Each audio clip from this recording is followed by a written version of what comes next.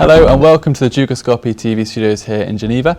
I'm Sam Meredith, and joining me here today to discuss the implications of the refugee crisis is Dr. Michael Hopkins, founder and chairman of CSRFI Institute.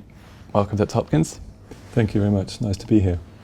Now, firstly, for today, we've seen that François Hollande has described the current attitude towards dealing with refugees in Europe as obsolete. He's trying to get things changed in the European Parliament to deal with that more effectively. But how can social responsibility help people that have been displaced? Well, I think François Hollande has actually shown the way. He's taken a different view at looking at the refugee issue and trying to think outside the box instead of the box of the Dublin Protocol, the UNHCR rules of what is an immigrant, what is a refugee, what is an IDP. These are people, and most of them are wonderful people. Okay, well, German Chancellor Angela Merkel was in a similar vein. Now, she has said there is no upper limit to the amount of refugees that will be allowed into Germany. This has led to people saying that she deserves the Nobel Peace Prize, as well as mounting criticism. So, can Europe's largest economy deal with that? She's insistent that they can. So, what is your opinion? Again, I think that's a good example of social responsibility, which means treating all stakeholders in a responsible manner. And like it or not, refugees and immigration are stakeholders in the economy of Germany and the rest of Europe. So it's very refreshing to hear what Angela Merkel is saying.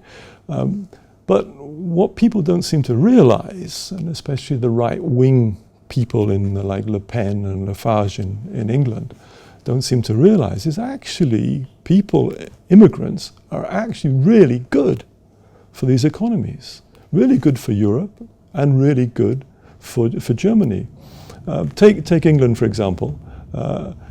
England saves £6.8 billion or $10 billion on education because of the immigrants who are coming in are quite often better educated than the indigenous people, and they're younger. Merkel spotted this.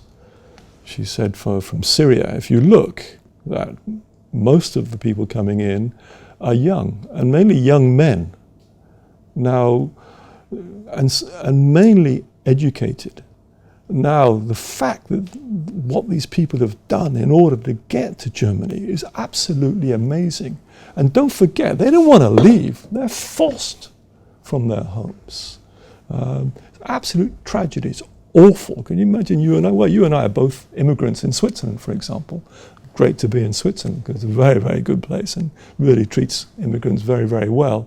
And I think Germany is thinking about that too. 1 million sounds a lot, okay? For a football ground, that's 20 times a stadium. But in a country of 80 million people like Germany, I mean, that's about 1%. And across Europe, 1 million people, there's 350 million people in Europe. Surely, 1 million is almost nothing, 0.1%, 0.2%. But interestingly, the economics of it are as follows, is that every young immigrant who comes in, don't forget, the European and the German population is aging, so we need young people, will probably generate between 5, 10, 15,000 euros a year. But to live on, they need much more, but I'm saying to generate net. Now, probably say 10,000 euros. If you do the calculations, multiply that by 1 million, and add that to GDP, it could increase the growth rate of the German economy from 1.5% currently, or even lower, to 3% by an extra 1.5%. And in fact, it seems really strange, but everybody will be better off because of immigration.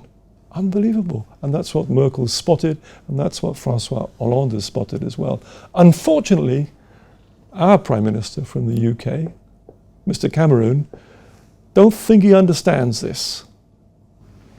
Okay, so we've spoken about Germany. If you widen it out to the Euro area, how can refugees being accepted into countries really boost their economics? I mean, if that was taken into the whole continent. Well, pretty much the same way. is that immigrants are young and the population of Europe is aging. It's quite interesting that the most educated tend to go to the richer parts of Europe, to the UK, to Germany, Switzerland and France, and Greece, Portugal, the relatively poorer countries that you and I like to go on holiday to, which are wonderful, and the people are very, very welcoming. They prefer, the more educated people prefer not to go. And don't forget that in the end, the less educated people are the ones who stay behind, because they just haven't got the wherewithal, the money, to get on the boat or to pay off these awful smugglers and the rest of it, to come to these shores. Okay, Dr. Hopkins, thank you very much for your insight today. Thanks a lot. And thank you for watching. For more updates and for exclusive interviews, click back to Dukascopy TV. We'll see you next time.